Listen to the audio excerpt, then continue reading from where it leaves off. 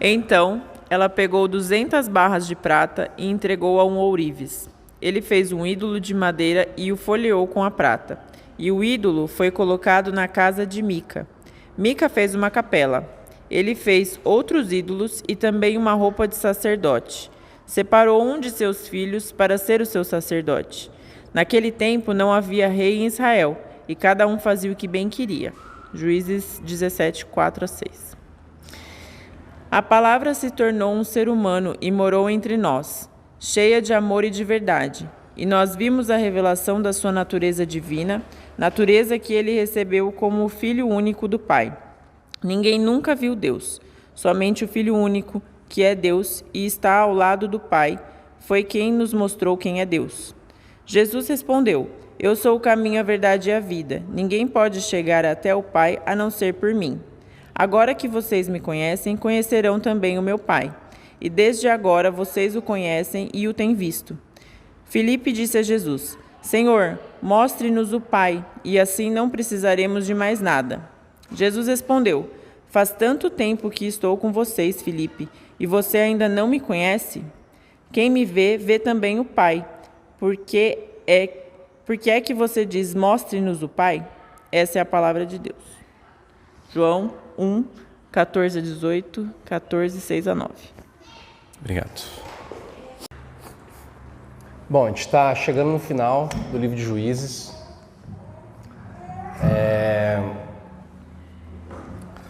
Um livro que, como a Aba pregou semana passada, não é um livro cronológico, tá? Ele não mostra a sequência dos eventos dentro da ordem de tempo. Ele é um livro cujo objetivo principal é ser um livro teológico, né? Dar uma resposta mostrando o que acontecia quando não havia rei em Israel e cada um fazia o que queria, certo? Esse é o objetivo principal do livro de Juízes. O final do livro ele é feito de 2 apêndices. Na introdução do livro a gente tem 2 prefácios, como se fossem 2 prefácios, tá? Antes de começar a contar as histórias dos juízes.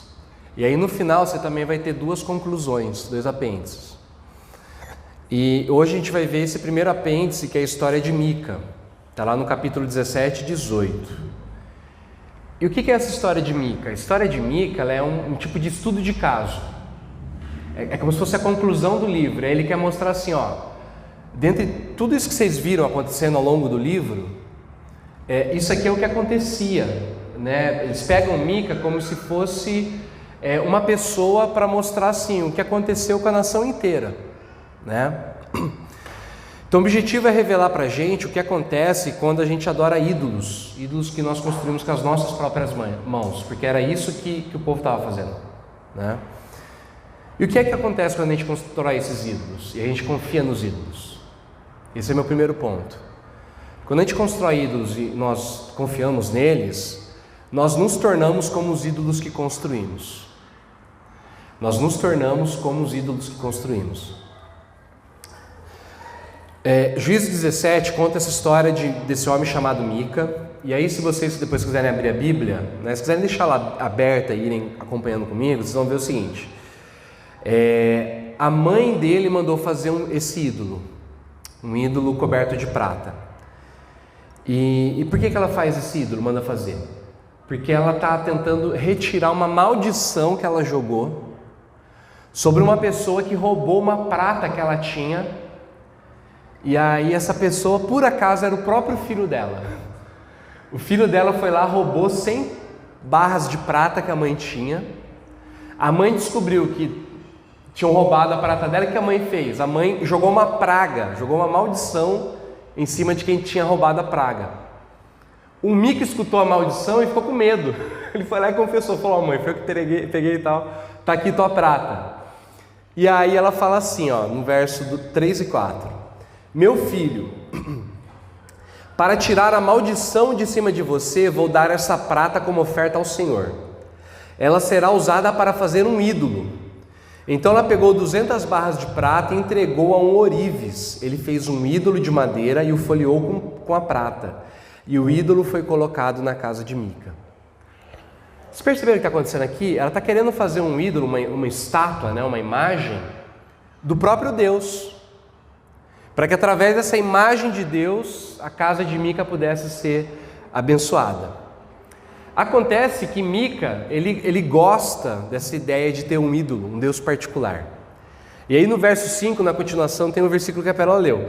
Mica fez uma capela, fez outros ídolos e também uma roupa de sacerdote, e separou um dos seus filhos para ser o seu sacerdote. É como se ele dissesse assim: rapaz, esse negócio de ter uma igreja é um negócio bom. Acho que eu vou comprar um cinema velho, vou reformar ele, vou pegar esse meu filho aqui que é bom de papo, vou pôr ele para ser o pastor, e aí vou abrir minha própria igreja. Porque além de tudo pode ser que eu ganhe uma grana com isso. E aí, o lance é que passa um tempo e aparece um rapaz que era um cara formado em teologia. Esse cara está meio perdido, meio sem ter onde ir. E aí ele está passando, ele fica na casa de Mica, hospedado, e Mica descobre que ele é formado em teologia, que ele é levita e tal, e contrata ele para ser o sacerdote particular. Diz assim, verso 7 e 8, depois o 10 e o 12. Um rapaz estava passando uns tempos na cidade de Belém de Judá. Ele era levita. Esse moço saiu de Belém procurando um lugar para morar. Fique comigo, disse Mica, e seja, olha só, o meu conselheiro e sacerdote. Mica queria um cara para falar o que ele tinha que fazer, né? Talvez assim, para validar as coisas que ele queria ouvir, né? E eu lhe darei 10 barras de prata por ano, roupa e comida. Então pagou o salário aí do cara.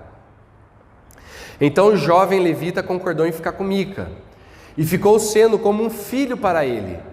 Assim Mica o escolheu para ser o seu sacerdote, o rapaz ficou morando na sua casa. Então o que está acontecendo aqui? Como eu disse para vocês, essa história é um tipo de estudo de caso. De certa forma, Mica mostra para a gente o que aconteceu com a nação inteira. Ele representa, ele é uma amostra daquilo que era verdade para praticamente todas as famílias da nação de Israel. Porque Israel havia se tornado uma nação que adorava ídolos, que confeccionava os ídolos de acordo com as suas vontades e desejos. Eles produziam os deuses que iam ajudar eles a conquistar aquilo que eles mais amavam.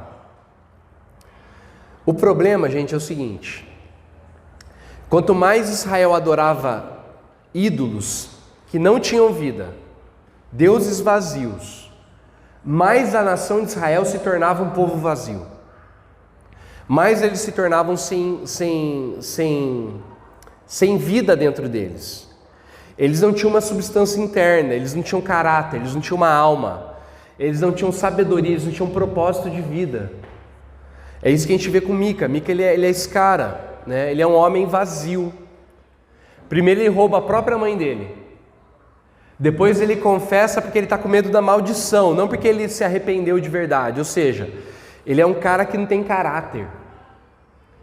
O Tim Keller, comentando a respeito de Mica, fala assim, ó, abre aspas aí. Ele não era nem muito bom e nem muito mal. Se fosse completamente mal, não teria devolvido o dinheiro. Mas é claro que se fosse completamente bom, não teria roubado o dinheiro. Temos aqui uma pessoa de caráter muito fraco, sem princípios. Mica é vazio, um homem sem muita substância. Ou seja, pessoas que adoram deuses que não têm vida dentro deles se tornam pessoas vazias. Por quê? Porque o Deus não tem vida dentro de si. É por isso que o Salmo 135, que a gente leu no começo da liturgia, diz: os deuses das outras nações são de prata e de ouro, são feitos por seres humanos. Eles têm boca, mas não falam, têm olhos, mas não veem, têm ouvidos, mas não ouvem e não podem respirar. Olha o que o Salmo 135 fala: que fiquem iguais a esses ídolos, aqueles que os fazem, também os que confiam neles. Tem um estudioso, um acadêmico, que ele escreveu um livro que chama assim, ó, Você se torna aquilo que adora. Você se torna aquilo que adora. Me lembra muito a história das Crônicas de Nárnia, né, do Peregrino da Alvorada, quando o Eustáquio ele dorme em cima de um tesouro de dragão, e o Lewis escreve assim: com sonhos gananciosos próprios de dragão, e aí quando ele acorda, ele virou um dragão, né? É isso, você se torna aquilo que você adora. Esse cara fala assim, ó, abre aspas aí: os idólatras imaginavam que os ídolos trariam vida melhor e prosperidade, mas herdaram apenas morte e vacuidade, ou seja, vazio. O que é tornar-se semelhante aos ídolos ocos e espiritualmente mortos. O ídolo, né, a estátua, ele não tem vida dentro de si. Ele é oco, ele é vazio. E as pessoas que adoravam eles, pensando que elas iam prosperar, que elas iam ficar ricas, também se tornavam pessoas sem vida. É exatamente isso que acontece com Mica, né? Quando ele privatiza a religião para si, pensando que ele pode controlar ali os instrumentos religiosos, controlar os ídolos, ter um sacerdote para ele mesmo, ter uma capela dele, para poder prosperar, ele achou que ele automaticamente ele ia controlar a bênção de Deus sobre ele. Então até que o capítulo termina falando assim, ó: eu sei que agora o Senhor Deus fará com que tudo corra bem para mim, pois tem um levita como sacerdote. Mas sabe o que acontece no final da vida dele? Ele se torna tão vazio, inclusive materialmente, que era o objetivo dele, quanto os ídolos que ele adorou. Sabe por quê? Aí quando chega o capítulo 18, eu nem pus o texto aí porque ele é meio comprido, mas eu vou contar a história para vocês. O capítulo 18 diz pra gente que a tribo de Dan, ela deveria morar no litoral de Israel, onde os filisteus também viviam. Só que os filisteus eles eram tão fortes que essa tribo nunca conseguiu se fixar na terra. Então eles começaram a procurar um outro lugar para morar. E aí eles mandaram espiões para procurar uma terra que eles pudessem morar. Esses caras estavam viajando e pararam na casa de Mica. Se hospedaram lá e dormiram uma noite. Aí eles perceberam que tinha esse levita, que tinha um sotaque diferente, perguntaram: de onde que você é? E ele contou que ele era de Belém e tal, que o Mica tinha contratado ele. Aí eles acharam aquilo interessante, beleza, foram embora. Descobriram uma terra bem no norte de Israel, perto da Síria. Quando eles voltam para a terra deles e contam para o povo: ó, a gente descobriu um lugar que as pessoas são bem pacíficas e a gente vai conseguir conquistar lá com facilidade. Eles foram o exército, né, para poder conquistar a terra. No meio do caminho eles pararam onde? Na casa do Mica. E aí o que eles fizeram? Roubaram o ídolo de Mica, todos os ídolos de Mica, e levaram inclusive o levita. Falaram assim para o levita: ó, o que é melhor, você ser levita de uma família só ou de uma tribo inteira? Aí o cara, como era muito ganancioso também, já cresceu o olho e falou: pô, legal, melhor eu ser sacerdote de uma tribo inteira. E aí ele vai com os caras. Aí o versículo 13 fala assim, ó, Mica vai atrás deles e fala assim, aliás, o 13 não, fala assim no 18, 24. Vocês me tomaram os deuses que eu fiz e o meu sacerdote foram embora. O que foi que sobrou para mim? Percebe? Mica ficou vazio. O que sobrou para mim? Tudo aquilo que eu investi, acabou. E é interessante que essa é a lógica da religiosidade. A religiosidade diz que se a gente conseguir manipular Deus, ou os deuses, ou o que quer que a gente creia, a gente vai ser abençoado. Então assim, o cristão, o judeu, o muçulmano que crê no livro, ele acredita que se ele cumprir as regras do livro da lei, Deus vai abençoar. O cara que segue lá o candomblé, a umbanda, religiões afros, a pessoa que pratica o Wicca, né, que é paganismo, né, bruxaria, o neopentecostal muitas vezes, que me parece muito com religião afro, ele acredita que se ele ofertar, se ele entregar uma oferta, se ele fizer um sacrifício, as divindades vão abençoar ele.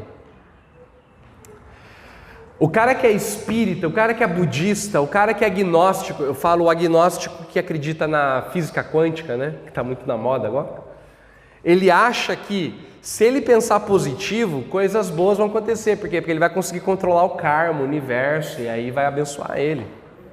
Entendeu? Ou seja, toda religiosidade trabalha com essa lógica. Se você for bom, se você fizer a coisa certa, alguma coisa boa vai acontecer com você. O problema é que o Deus da Bíblia é um Deus selvagem. Ele é indomável. Eu gosto muito de C.S. Lewis, né? Porque ele é um leão que ninguém controla. Quando a Lucy ela descobre que Aslan é um leão, Lucy e a Susana, né, as crianças, eles estão lá com os castores, né? E aí eles perguntam assim, mas quem que é esse Aslan? E aí o castor fala assim, vocês não sabem quem é o rei dos animais?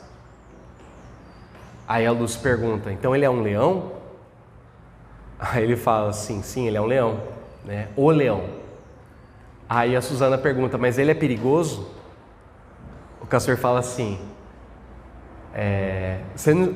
você não escutou o que a senhora castora falou? É claro que ele é perigoso. Cara, eu acho isso fantástico. É claro que ele é perigoso, ele é um leão, né? Ele é selvagem, tipo, ninguém controla ele.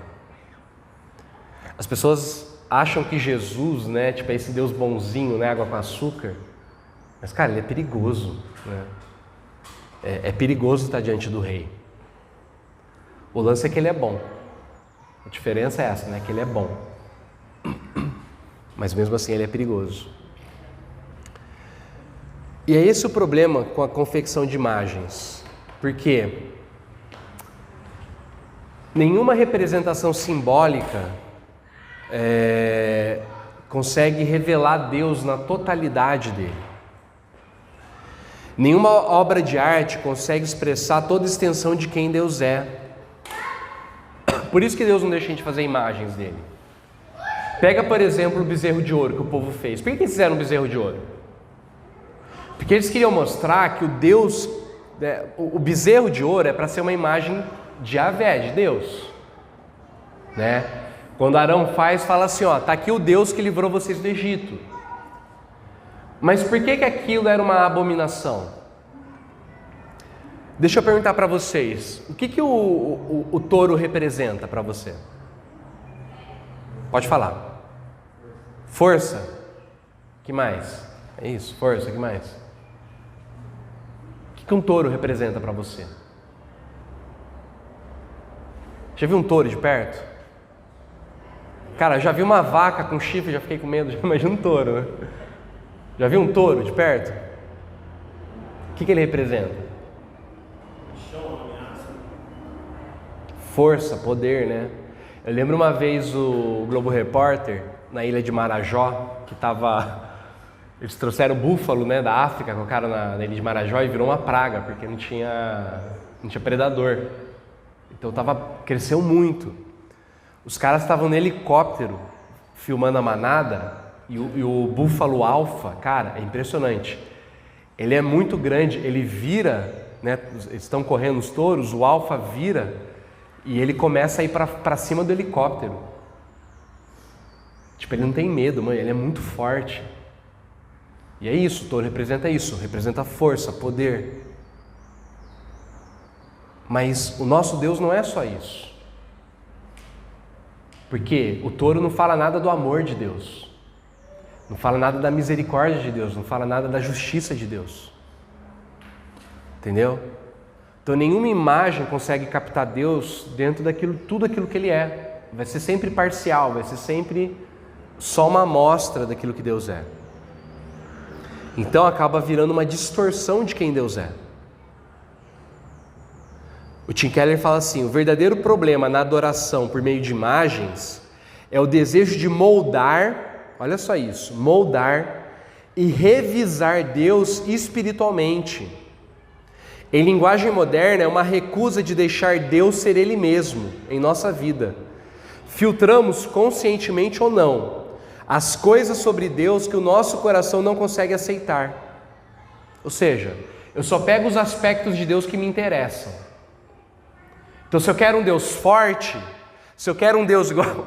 Outro dia uma hater, né? estava brigando comigo na internet, falou assim, Deus é justiça, ele não deixa o pecador impune. Ou seja, essa é uma faceta de Deus, a ira dele, mas ignorou completamente a graça de Deus, a misericórdia de Deus. Aí de repente você pega outra pessoa que vai falar só da graça de Deus. Deus é amor, né? Deus é um ursinho carinhoso, né? Mas também não fala nada da justiça, da ira dele. Então, quando a gente cria uma imagem de Deus, e aí que está o lance, que a imagem não precisa ser uma estátua. A imagem a gente cria muitas vezes ela na nossa cabeça, com a nossa imaginação. Com a nossa imaginação a gente cria uma imagem muitas vezes. E aí a gente limita a Deus. A gente faz ele ficar só dentro daquilo que a gente gosta, daquilo que a gente quer, daquilo que a gente prefere. Isso faz sentido para vocês? Eu falo que assim, esse tipo de visão, geralmente, nos nossos dias de hoje, eu acho que tem duas vertentes, é a tradicionalista e a progressista, tá? E aí eu conheci um conto rabínico essa semana, né? Estava lá com o Ed Renekiewicz lá no congresso, eu vi um conto muito legal que falava assim, uma mulher pobre, muito pobre, miserável, né? Com filhos e tal, ela ganha uma galinha. Mas como ela era uma judia muito devota, ela foi até o rabino para saber se ela podia matar aquela galinha para comer, se estava dentro das normas lá da prescrição. E aí ela leva a galinha até o rabino e pergunta, rabino, eu posso comer essa galinha com os meus filhos? Diz que o rabino pega a galinha, aí ele leva para o escritório dele, ele olha para a galinha, olha para os livros sagrados, olha para a galinha, chama a mulher dele e fala assim, diz para a mulher que eu consultei os livros, consultei os sábios e ela não pode comer essa galinha, porque a galinha está fora do padrão. A mulher pega a galinha, chega para a mulher e fala assim, olha, o rabino olhou, aí a mulher estava aflita, né? Falou, e aí, eu posso comer? Pode. Falou, pode comer. O rabino ficou bravo com a mulher, falou assim, mas não foi isso que eu te falei? Eu falei que não podia, tal, né? Tá fora da regra. Aí a mulher dele falou assim, o lance é que você olhou para a galinha, olhou para os livros para a galinha, só que eu olhei para a mulher, olhei para a galinha, olhei para a galinha, olhei para a mulher. E aí eu percebi que podia comer.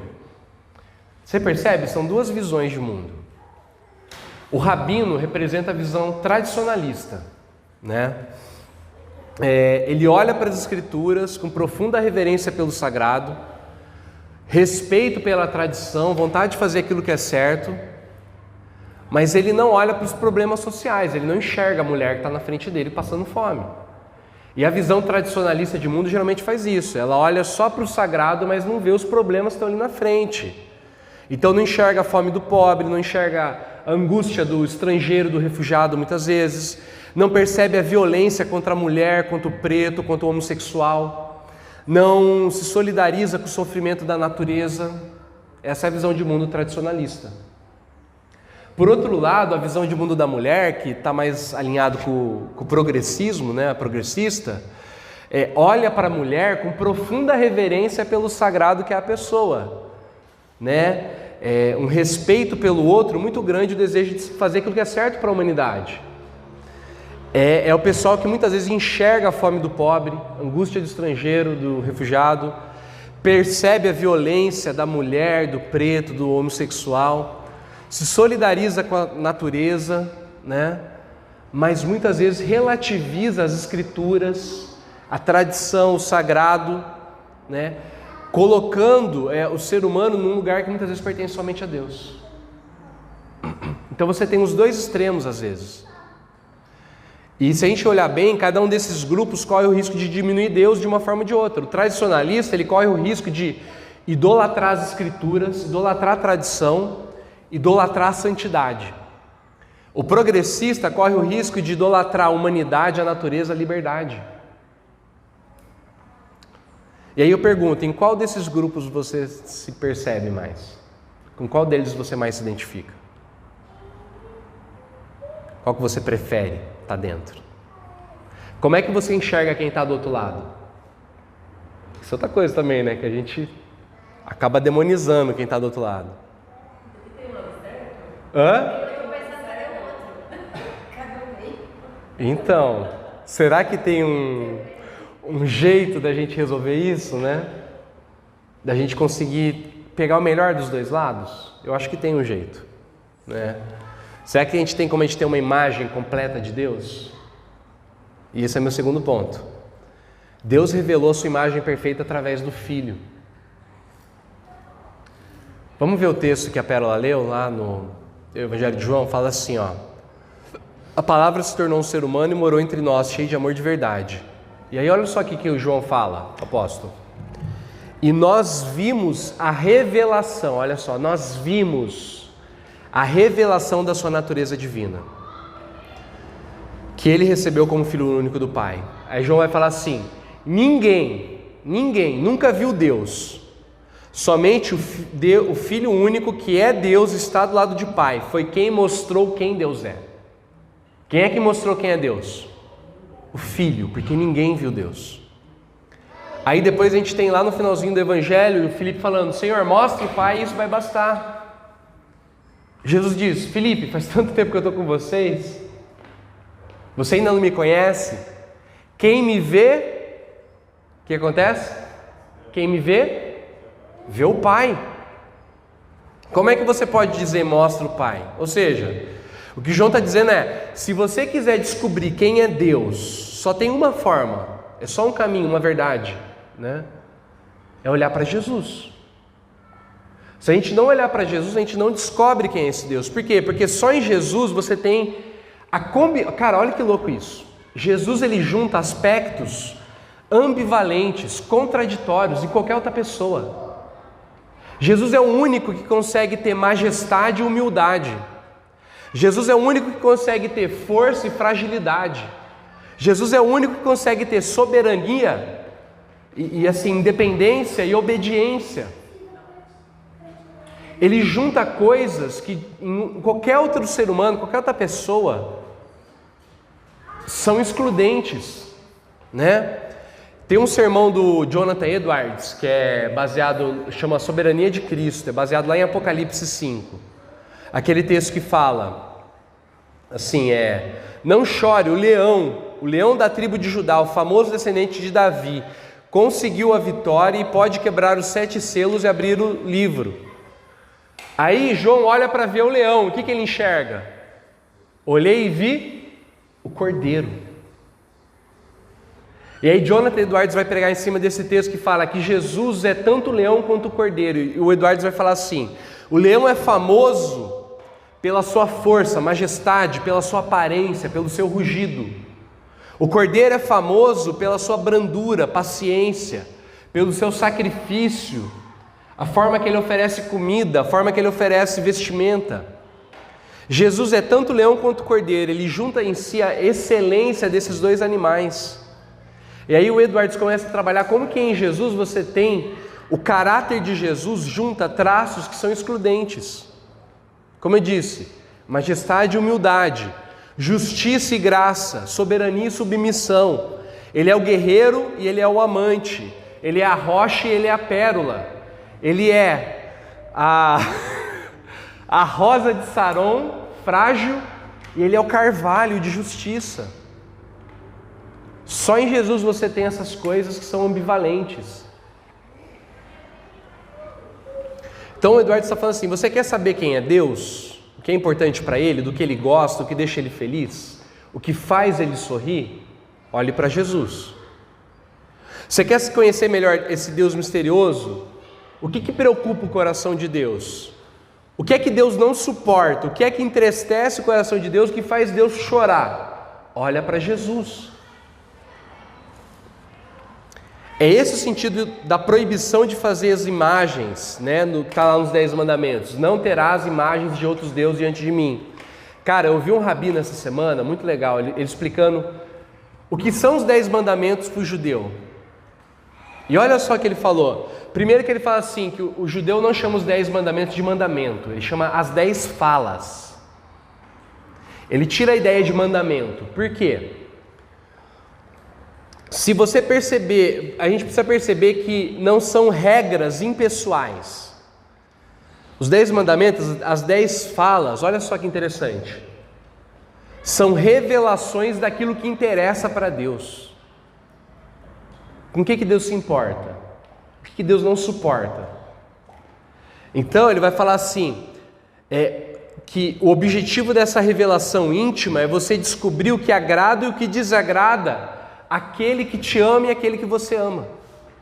Quando a gente começa a conhecer uma pessoa, quando a gente começa a namorar, a gente não quer saber o que a pessoa gosta? A gente não quer saber o que a pessoa não gosta?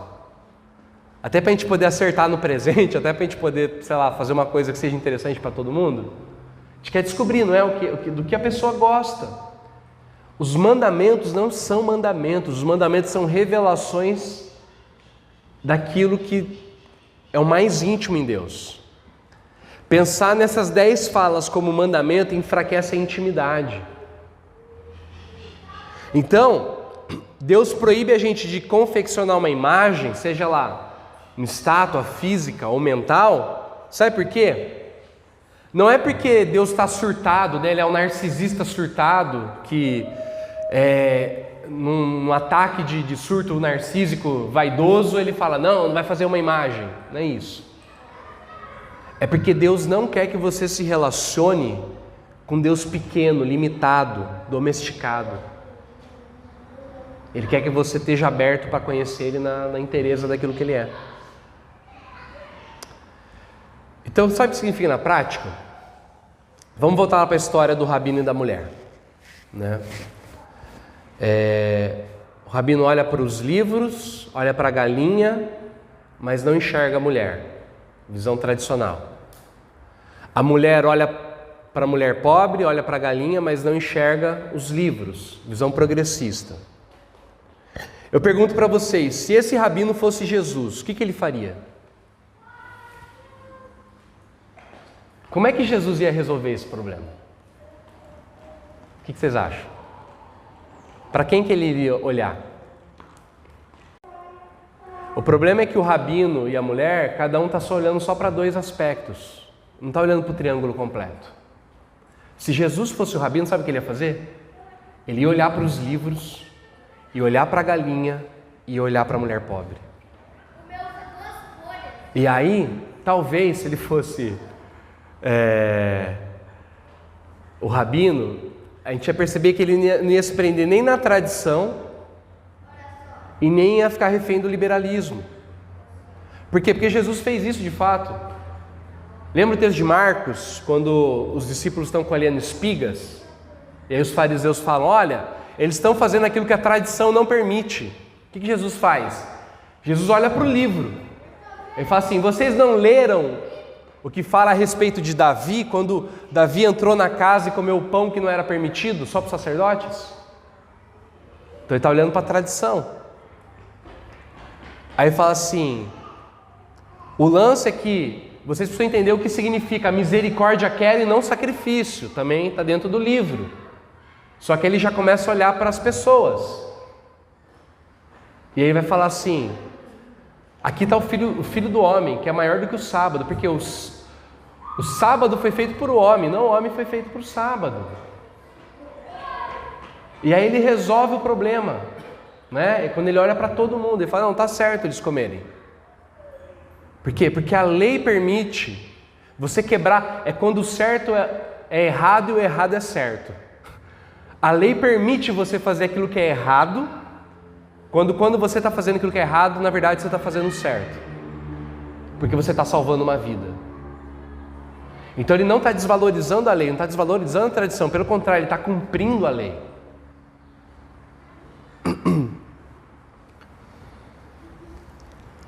Então, no nosso caso, como é que isso tem que impactar a nossa vida? Hoje está cumprido, né? Mas assim, através de Cristo, somos a imagem de Deus para o mundo vazio. E aí eu acabo com isso. Através de Cristo, somos a imagem de Deus para o mundo vazio. Se a gente aceita no nosso coração que, embora Jesus sendo pleno, embora Ele sendo completo, Ele se esvaziou a ponto de morrer no seu lugar, para que você e eu, nós que somos vazios, faltantes, incompletos, pudéssemos sermos preenchidos pela plenitude dEle, com esse poder que Ele tem de plenificar todas as coisas, que é o poder da ressurreição, poder que ele usou para criar o mundo e está usando para recriar o mundo através da ressurreição, esse poder começa a agir na gente de uma forma, começa a agir em você que a tua vida começa a preencher, começa a planificar, começa a vivificar tudo que está à tua volta e todas as pessoas que estão à tua volta. Sabe por quê? Porque a gente começa a viver para poder trazer a ressurreição de Deus para esse mundo. Se a gente crê que um dia Deus vai restaurar todas as coisas, a gente começa a viver para trazer isso para aqui agora. Então isso significa que aquele que é habitado pelo Espírito da ressurreição, o Espírito Santo, a gente começa a se tornar igual a Jesus, a gente começa a virar um pequeno Cristo. Essa que é a origem da palavra cristão. O cristão é um pequeno Cristo.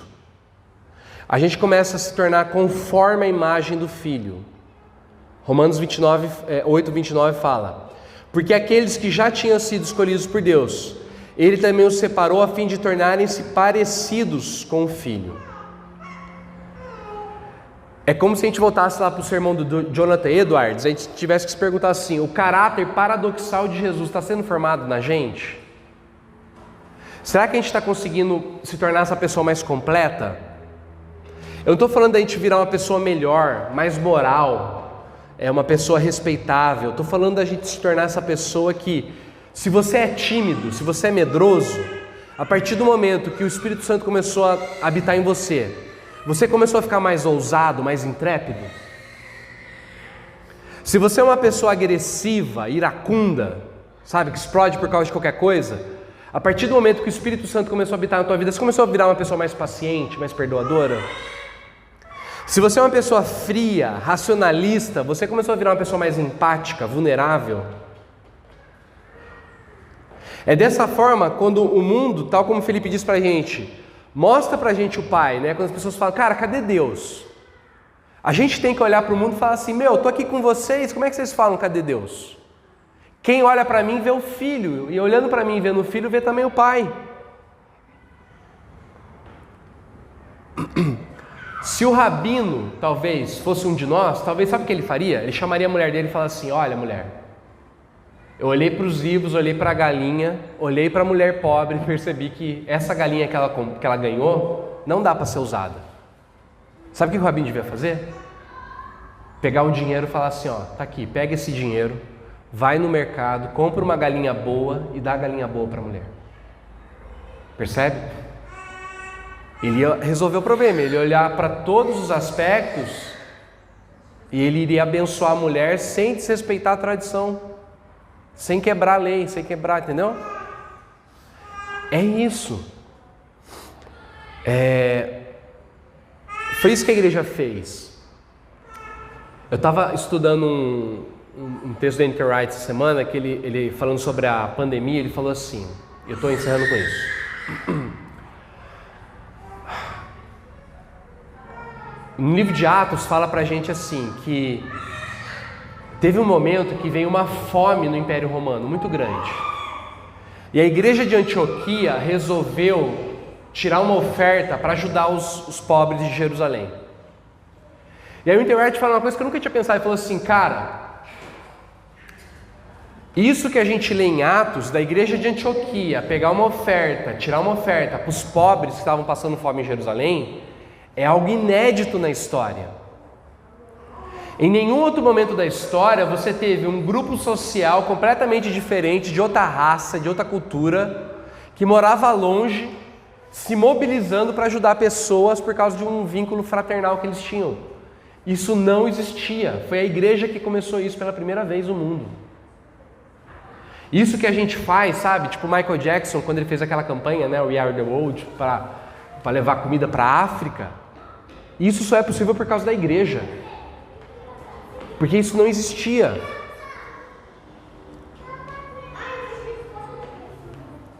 Aí o Entourage fala assim, ó: Deus sempre quis trabalhar em seu mundo por intermédio de seres humanos fiéis. Faz parte do que significa ser feito à imagem de Deus. Assim, da mesma forma como em João 9, Jesus diz que as obras de Deus serão reveladas, é quando ele cura o cego de nascença, e em seguida vai e faz ele mesmo o que tinha que ser feito, podemos imaginar a igreja de Antioquia procurando descobrir, em oração, o que Deus estava fazendo, não motivo subjacente à fome. Ou seja, de quem que é a culpa das pessoas estarem passando fome? Ah, estão passando fome porque é um castigo de Deus? Estão passando fome porque é culpa do imperador? Eles não quiseram saber isso, não importa de quem que é a culpa. Eles começaram a orar e perguntaram o que tem que ser feito e como que a gente pode ajudar. E discernir que o que Deus desejava fazer por meio deles. Quando a igreja de Antioquia escuta que eles estão passando fome, eles não ficam procurando quem é o culpado. Eles falam assim, cara, tá, eles estão passando fome, o que Deus quer fazer através da gente? Como que a gente resolve esse negócio? E aí eles oram e entendem que Deus então podia usar eles para salvar aquelas pessoas.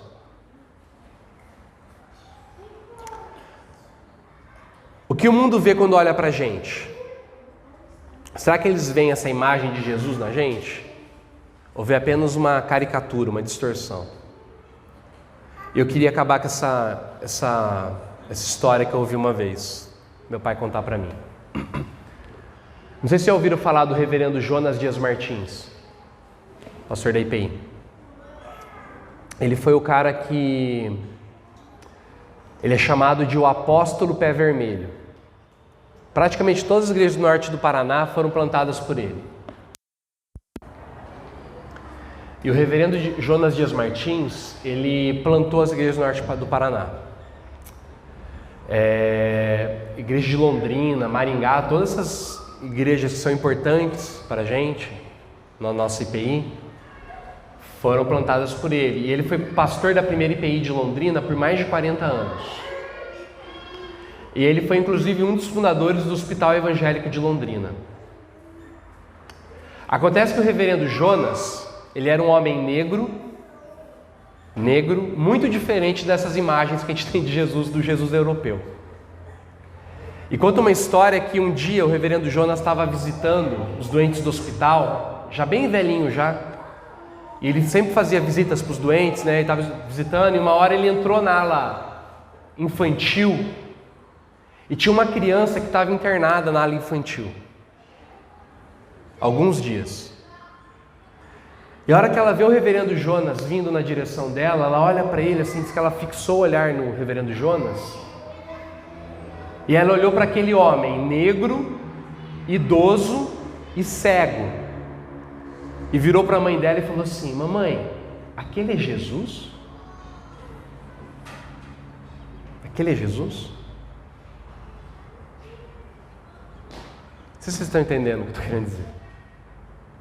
Será que quem olha para a gente consegue ver Jesus? Consegue olhar e falar, cara, esse cara é um cristão, esse cara é um pequeno Cristo.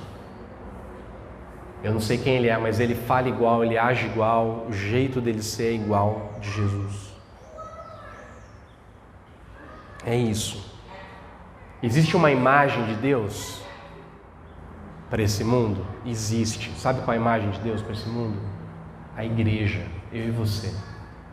Quem olha para a gente tem que ver Deus na gente, Jesus, através das boas obras que a gente faz, para que eles possam glorificar o Pai que está no céu.